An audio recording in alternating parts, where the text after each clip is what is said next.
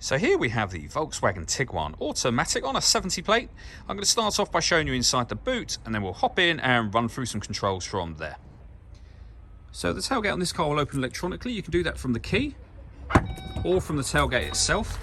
As we approach the back of the car, you'll see we have reversing sensors, plenty of boot space, along with the 3 individually folding rear seats should you wish to increase that space even further. Okay, now that we're inside the car, we're going to start with the dials. On the left-hand side, we have the rev counter. On the right-hand side, the speedometer, and a digital readout for the speedometer as well. In the middle, you can change the information that's displayed there by using buttons on the steering wheel. You can have another speedometer, for example, as well as various bits of fuel economy and trip computer information.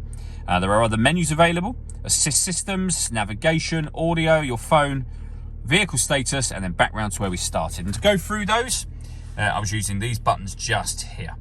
We have stereo controls, which continue over on the left-hand side. Above that, we have cruise control. If we hit that button after we set cruise control, this car is able to maintain its own safe distance between itself and the car in front, both speeding up and slowing down depending on the car in front's speed. There's a video that we've done that shows how that works on our website and on our YouTube channel as well. Over in the centre, we have the touch screen for the car. So we're on the radio menu at the moment. You can see that we have got DAB, FM and AM radio. You can listen to your own music, and there are plenty of ways of doing that, and they include Bluetooth audio. So you can stream your music wirelessly as well as making and receiving phone calls. This car's also got satellite navigation, which is accessed up here. There's a full video again showing how that works on our website and YouTube channel. Working our way down from there, we have dual zone climate control, so you can adjust the passenger and the driver temperature. You can increase and decrease the fan speed. You can determine where you'd like the air to be distributed. When you're happy with those settings, this button turns your air conditioning on. It'll turn it off again as well. Or you can hit auto. Once you hit auto, the car will maintain the temperatures you've asked for by taking full control of the fan speed for you. You can override that whenever you wish to. We have a heated driver's seat and heated passenger seat, both with 3 different heat settings each. Underneath that, we have 2 USB inputs, an auxiliary input, and a 12-volt charging socket over on the left. We have the gear lever for the fully automatic gearbox. We have an electronic handbrake with auto hold function. That button will start and stop the engine. On the left, we can turn off, stop and start.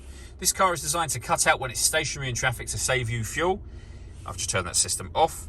We can turn the autonomous parking on and off from here. So when you do that, I'll show you up on here, the car will give you clear instructions. Basically, it takes control of the steering in order that it can park the car for you. Again, we've got videos showing that working in the same places as I mentioned before. If I hit the parking camera button, you will see that this car has got a 360-degree parking camera. So that's the bird's eye view image of the car, exactly where it's parked right now. If I pop the car into reverse, we'll get the reverse camera and the bird's eye view image both at the same time.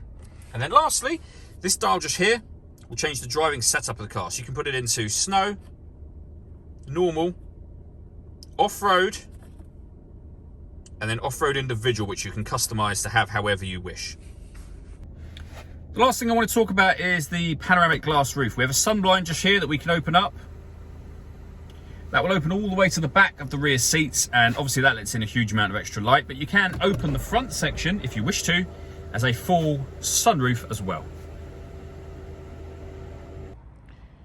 All that leaves me to say is thank you for taking the time to watch this video. If you'd like to come and see the car in person and have a test drive, please feel free to call any of our MJA sites. We'd love to hear from you soon.